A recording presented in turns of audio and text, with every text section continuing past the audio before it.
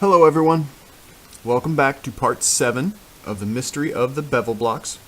If you have not already, please watch the previous episodes as we are building upon concepts brought up in those videos. Before we begin, I just want to say thank you to everyone who have subscribed and left comments and feedback. I appreciate the discussion and I've found some new avenues to explore. But I want to jump right in it today, guys, because we have a lot to go through, and today's going to be mostly, I think, Greek and maybe some sites in Lebanon and Turkey. So we'll try to breeze through some of these since we know some of the concepts now. Hopefully you've all watched the previous videos and you know what we're about now. So now we're going to kind of focus on some more of the anomalies at these sites. For example, here we are again, square holes at corners. Now, if these are in every single block, I could see them being lifting aids. You have rope that goes under each block, and when you drop the block down, you can retrieve your rope and go on to the next course. So that might be the case that might be the scenario in some of these cases. Can't rule that out. It's kind of a simplistic answer, but it might explain a lot of what we see. We also see things, though, anomalies maybe, like square holes. And we do have a nice, I guess that's kind of a finely dressed wall. Perhaps Bevel Blocks Incorporated. Maybe this is a rebuilt structure. Could be original. But just the tight fitment and the dry laid stones, interesting. These very large flanking stones for this stairwell, that's interesting. You know, that's a pretty big feat. So, I don't think I have too many more pictures of this site. There might not be much more to this site, but I definitely believe these are heavily eroded bevel blocks in the upper area, maybe some in this lower portion, maybe a nub on a block over here, maybe that's a knob, that's a big one, maybe. But other anomalies may show up with other pictures, but we'll try to keep on going. That's the Temple of Eshmun near Sidon in Lebanon. Next, Termantia, Duero Valley, Spain. When I found this site, man, it's a weird site, guys. It's got all kinds of strange things going on here. First of all, there's rock cut elements, but we also see megaliths and megalithic walls and polygonal constructions. Now we see these really strange erosion marks here. These might be natural, but I think I see those in Egypt as well on some things, so we might have to get into that later.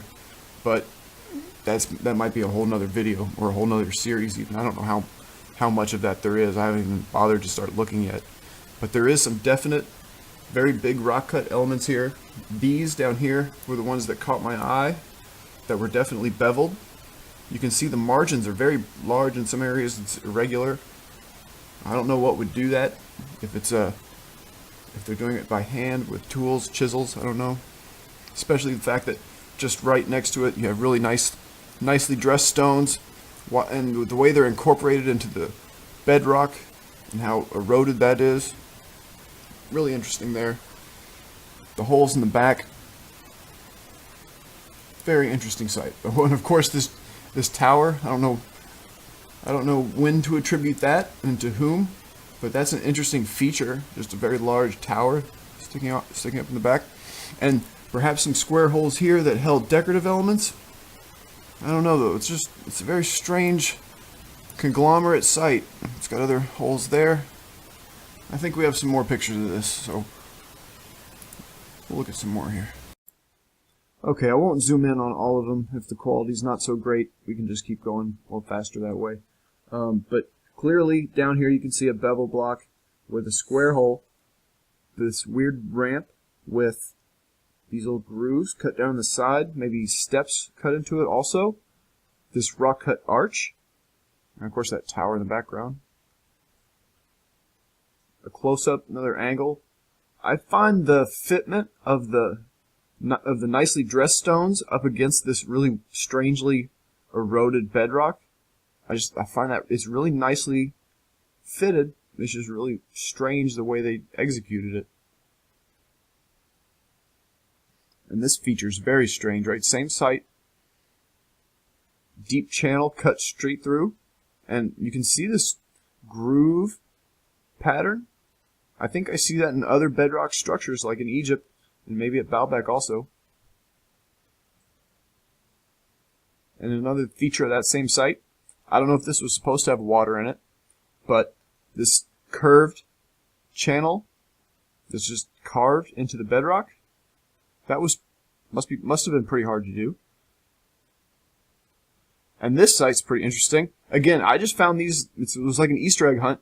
So I think, yeah, we're still in Spain here, but this is a very interesting case because the rest of the structure does not have these, but this last corner here, holding up the whole corner of this structure, is a bevel block arch. And you can see how it was broken off, and I don't know how to explain the erosion on the inside. I see some little anomalous things inside, like filler stones maybe, or I don't even know how you would describe some of this stuff, but you can definitely see square holes in the bevel blocks, and perhaps I'm gonna say an original arch on this side, maybe a reworked arch on this side. This entire lower portion appears to be original. Maybe this little feature inside is original. That's interesting. We'll zoom in on that.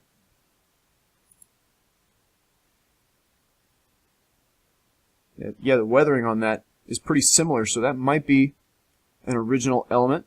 That's interesting. And you can see just these are really heavily eroded stones. Maybe a knob there. And you can definitely see where the structure starts to break down and was rebuilt over time with rubble and all kinds of different things. Perhaps original elements, though, like this this row of holes, they look to be square holes. So maybe a cornice was attached here. Maybe that's the last piece of it. Again, maybe portions of this arch were reclaimed. Some of these look like newer carved stones, but perhaps some of the original portions were reclaimed and repaired. I think we might have seen that in some of the French examples. But it's definitely a conglomerate structure, right? There's nicer elements over here on the left, but this whole right side is rubble and fill and mortar, some brick elements. It's just really impressive that the entire structure on this corner is being held up by this one old arch. And here's another angle. So yeah, these stones more than likely were reworked.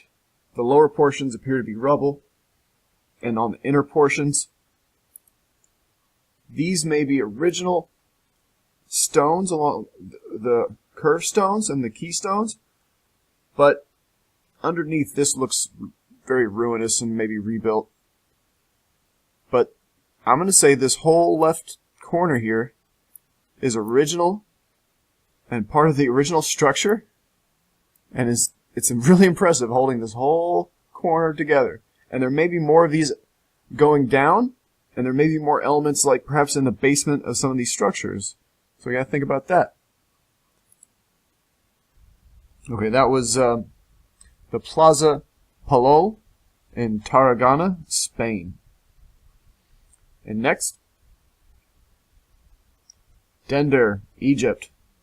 Now, this is a very interesting example because you can still see this gate and this temple if you want to. It's in a museum. But if you wanted to see this wall right now, you'd have to get scuba gear because the high dam, the Aswan High Dam, has filled in this site, and this wall I don't believe was saved. So I'm pretty sure we're looking at a bevel block retaining wall or platform wall going around this temple. There may even be square hole elements, anomalies, like at some of the other sites. This is a very old picture. This is the only photo of this wall. Perhaps there on the corner, a square hole. On the other side maybe. And under the watermark, maybe a couple more. It's really hard to tell. But this construction style of the temple, the trapezoidal style, it seems like it fits right in line with what we're talking about. The gate as well, like we were talking about with Persepolis. It has little anomalies inside of it as well, as do the ones at Persepolis. But it is really sad that we don't have this wall anymore to use as an example, because it's hard to find some of these connections in Egypt, because a lot of their temples and walls are smooth and you don't really see many instances of bevels. But I think this would have been a really good example and a nice connection if we had it to look at. But unfortunately, it's under a few feet of water right now. Oh, wait, there's one more. I guess this was a better contrast. Same, I think it's the same picture, yeah, just a different, maybe a higher contrast. I don't think the resolution's any better. Yeah, these are the only two pictures, guys, sorry. But I'm going to have to say those are bevel blocks in the lower courses.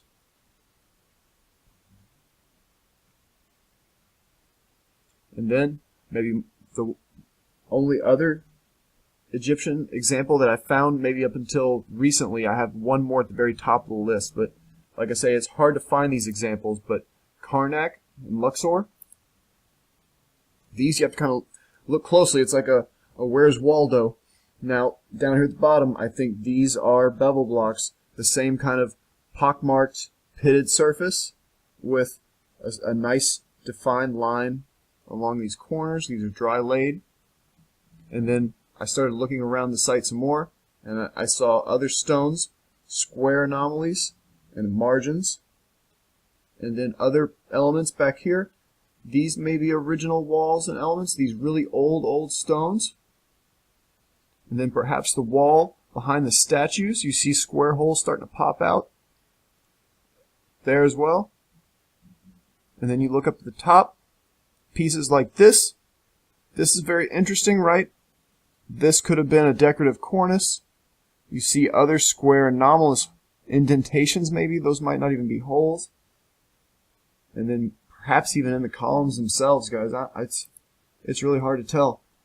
Perhaps these upper elements are bevel blocks, but you got to think some of this stuff is probably plastered and repaired and cemented for restoration efforts, so it's going to be hard to tell without actually going there.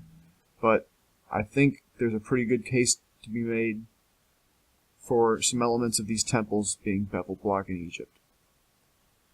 Alright, next, Segesta, Sicily. I like this example because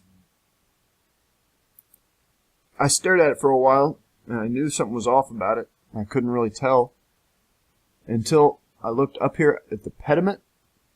There appears to be some square hole anomalies here, right, in the corners, here as well. And these may be bevel blocks. It's hard, the quality's not good enough to tell. Other square, but these are obviously decorative elements, but these little square cutouts in the stones. We're going to see this triple motif again. And these are the Doric style columns, the very simple style. And then what really caught my eye though, guys, is looking down at the base, because that's usually where I go to first when I look at these. And I saw all the nubs on all the stones, and they extend all the way around, and they're even on the bases of the columns. And then you see the sections of the columns have bevels on them as well, almost as though they were turned on a lathe. Very interesting, and little square anomalous portions of those. So a lot of these old temples have a lot more going on than people have noticed. And I think I have a few more photos of the base of this site. Yeah, here's a nice fisheye shot. And you can see just how they extend all the way down and even along the bottoms of the columns. Very interesting. It all appears to be weathered the same. The entire structure, this perimeter, appears to be contemporaneous and original. I don't see any instances of recarvings or plasterings. You know, maybe there's some repair elements, recent repair elements. I don't really know some of the histories. You know, you can see some fill in some of these areas where maybe it was heavily eroded, but the connections on some of these look really good. And I'm gonna have to say that all of this looks pretty original to me. Maybe some, yeah, these are obviously repair efforts here, but as far as the motifs go, I think this is all original, guys. I think this triple motif is a hallmark of the original builders, whoever they were.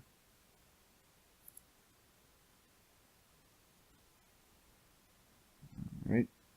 Yeah, one more, just a little snip I did here. You can see all the way down. Sometimes there's two. I think on the bottoms of the columns they're all two. On these blocks maybe there's just one on each block. And yeah, here. This nice bevel on the bottom of the columns and on the bottom of the bases. So, yeah. And this next site, I really like this one too. In Turkey, the Orokaya Dam in the Alaka district of Çorum. Now, this is really impressive. You can see the scale of man. This all appears to be contemporaneous. The square hole there. I thought I saw a few other square holes the last time I looked. Maybe not. Maybe they're just coincidences. But I think that's a definite instance there. Obvious bevel blocks. Big ones on the lintels here over this arch. These down here are a little more irregular. Almost polygonal in some instances. Very large in some other instances, though. This one here might be the biggest one in the picture.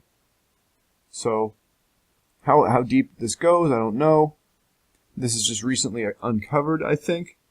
But this all appears to be original construction. Very, very impressive construction as well.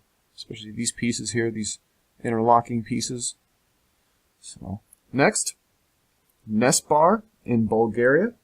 This is a little farther away than the other ones as well. I like this example because you can clearly see a later imitation of the original structure.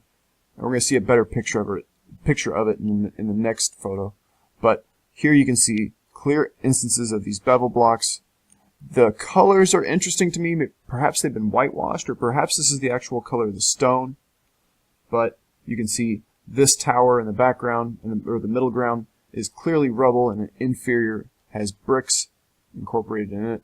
And then in the background, though, you can see larger, maybe bevel block, again, hard to tell, but large blocks, megalithic blocks, that was some kind of structure that has been repaired and rebuilt.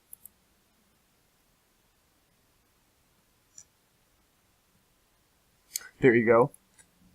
This is a really good picture that says it all. I don't really have to say anything here, but you get the idea. This was the original tower, the original turret. It was damaged, it was repaired, and then it was expanded upon and imitated by a later people that were not as skilled. And in the foreground here, a really good example of the tight fitment of these blocks, these weird bevels, guys. To save time, yeah, okay, I could see that, but they could also save a lot of time by throwing mortar in there too. So this is just, I think this is weird processing, guys. And some of the sculpted nature here, is this erosion? This is just really strange. And obviously the lichen means it's pretty old, but yeah, the concreted stone and brick elements, I mean, it's holding it together, but I don't know how much of that's actually original construction material. And in this photo, I want to point out something interesting, right? The lower portion is more eroded than the upper portion. What is that about? Is this rising sea level and water erosion that's done this? Is this rain runoff down the hill, maybe, where the site's located? But the upper portions are very well, they're very intact. They're very well preserved. Maybe they've been repositioned. We can't rule that out. But it appears to be the same level of fitment as the lower stones. Just a very, very good condition. I don't know how else that could happen. I can only assume that this is a reconfigured element of the site, because it doesn't appear to be a natural a natural way for a site to erode. You would think the more eroded portions would be at the top, and the sites that were covered up by silt and sand over time, earth, it would preserve the site, so you would see more erosion on the top exposed portions. But here you see the inverse of that. Very interesting. Next, Sarajevo, Bosnia. Now, guys, I don't know about those pyramids, and I think not enough research has been done yet, and not enough artifacts and evidence have been pulled out yet to make a ruling, so I'm just not going to comment on those structures or that site yet. But there are old things in Bosnia, and I think this is a perfect example of maybe an original wall or maybe a rebuilt, reconfigured wall. But you can see these are bevel blocks and polygonal. Obviously those are bullet holes. But these decorative elements, they could be original. These caps appear to be just as eroded as the rest of the structure. Let me let my zoom box go. That appears to be just as eroded as the rest of the wall. So I'm going to assume that these two different colors of stone are original, and maybe this is repair mortar to keep it from falling apart, but originally it was all dry laid. It's very interesting, these polygonal elements in the lower portions, and then they just change into the geometric and square very easily with little filler stones maybe. Also, yeah, this might be a square hole at the corner, just heavily eroded, and this also square might be a decorative element installation there, or just an anomalous feature. Interesting site. But there's also other stones lying around that are anomalous. Like here, for example, this has 2 on this side, and I believe 2 on the other side. Little nubs on this oval-shaped stone. I don't know how else to describe it. There's several of these there. This is an old Jewish cemetery, so I believe some of these are actually headstones. Next, Dowrson, Bosnia, again. See, this site took a while because there's not much of this site left, and all the pictures I could find were mostly these roughly hewn but dry laid stones and megalithic size, and I knew there was more to this site, and it took a while to find the right picture, but here is a perfect example again of the lower portion of an arch that is bevel block, and these are also bevel block, but they're almost finely dressed stones and just smooth surface stones. You can see the variance. These are very, the margins are pretty tight, and the bevels are pretty shallow, and then here the margins are pretty wide, and the bevels are obviously really roughly hewn and everything. They're almost unworked rock. So maybe this is even a square filler stone and other polygonal elements maybe, and filler stones, but this is the only portion of this site that was remaining that I could find evidence of. Next, and we'll probably wrap it up here, guys, because I want to talk about this one for a little bit. Now we are in Portugal, Belmonte, and I've looked at this one for a while, guys, and it took me a minute again because I knew the style was right, and this is just a weird structure, supposedly attributed to the Romans again. But you look really close to the top, and what do you guys see? You go, obviously the square holes, but you see bevel blocks making up these upper elements, and they're pretty precarious again, like we saw at Baalbek. They're just heaped up here, and I don't know anybody that would be going back up there to put them back up, but we may see evidence along the side in other photos where some repair efforts have been made to keep these from falling. But these all appear to be original elements of the structure, Some of these may be decorative elements that have fallen away. I think we're going to see more compelling evidence for that in other photos. Polygonal elements. Surprisingly, I don't see trapezoidal doors here unless these are really slight trapezoids. These mostly appear to be square. Everything just appears to be very square at this site. But clear polygonal interlocking elements here. The space above the arch, again, I'm going to say that's a hallmark, guys. I think we're onto something there. I think that the space above the lintel arch motif, if you want to call that a motif, is a hallmark of these builders, and it's incorporated into a lot of their structures. Now here we can see the cornice that is remaining, and maybe there was more of it that extended along the top, maybe even a platform for this upper doorway. But when it breaks away, I think it leaves these telltale rows of square holes, and that's a pretty good, simple explanation for those. But I'm gonna say some of these other ones, guys, they're just so anomalous, and they have, like, there again, filler stones, right? So what was the purpose of putting those in those stones? If they were for lifting, why don't some of the bigger stones have them? I don't think it can be explained away that easily. There's something else going on, and I don't claim to know. But let's look at some more photos of this site. It's really impressive, and it almost looks South American, and I find it interesting because it's the most Western example, right, in Portugal. But it does kind of just the chunky style. It reminds me a lot of Pisac. If you look at photos of Pisac, it has some of this finely dressed ashlar stone work that's just nicely fitted, interlocking, and it's almost the same color stone as well. But yeah, you can see here at the top these smaller stones. That was probably a repair effort. Some brave person got up there with some mortar and some stones and stacked that. I mean, it could be original, but it's such a departure from the rest of it that I think that must have been a very noble and loving repair effort by someone in the past.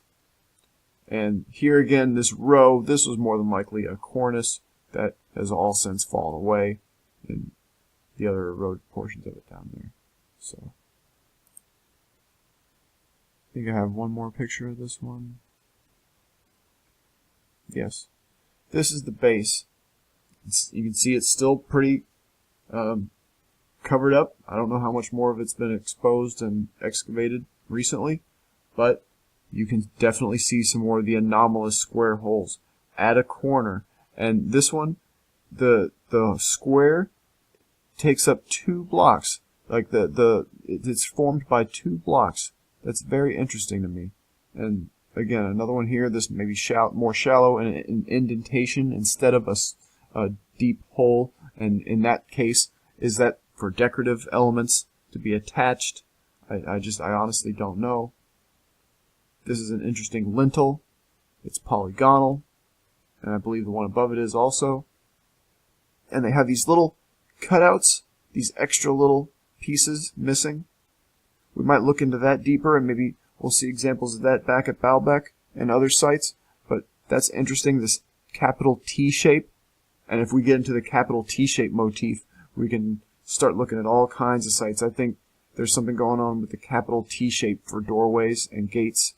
For example, Chaco Canyon, Maru Muru, Mesa Verde, and then obviously the Göbekli Tepe stones. So we can look into the capital T-shaped stuff maybe in a separate series or in a few short videos. But there definitely might be something going on there too, guys. So I think we'll close it up here. We've been to a nice chunk of sites today. We still have a lot more to go, but definitely some interesting examples to think about, right? Because I'm seeing some practical examples and some practical scenarios, but in other cases, I'm seeing just some really anomalous stuff, and I really can't explain it. And I need your guys' help still. Your feedback has been great. Keep on doing that. Keep giving me your thoughts, no matter how out there you might think they are. they might help me out and lead me to some revelation. I seem to be finding new avenues of exploration all the time, thanks to you guys. So more than I can even keep up with at this point. But we're going to keep focusing on the bevel blocks, and when we start getting closer to the end of this list, maybe I'll start focusing on some of the other topics more thoroughly, like the nubs and knobs and some of the scratch marks and processing marks themselves, and see where those lead us. But we're going to stay in this physical realm, this realm of hallmarks and processing evidence and artistic, stylistic motifs. We're going to try to trace those around these sites and see where they lead us, because there are connections. This may even be, guys, just looking here now, this may even be a nub on top of a square hole. So, I mean, some of the connections are right on top of each other. I mean, the pieces that stick out, I'm thinking these look like Baalbek again, with that structure. The corner pieces appear to stick out. So we're seeing a lot of stuff that even I'm overwhelmed with, and I'm going to need your all's help to keep good record of all these different anomalies and different sites, because I can't do this alone. And I was trying, but you can tell we're not even halfway up the page yet. So a lot more to come. I appreciate you guys hanging out with me this morning, and we'll talk to you next time.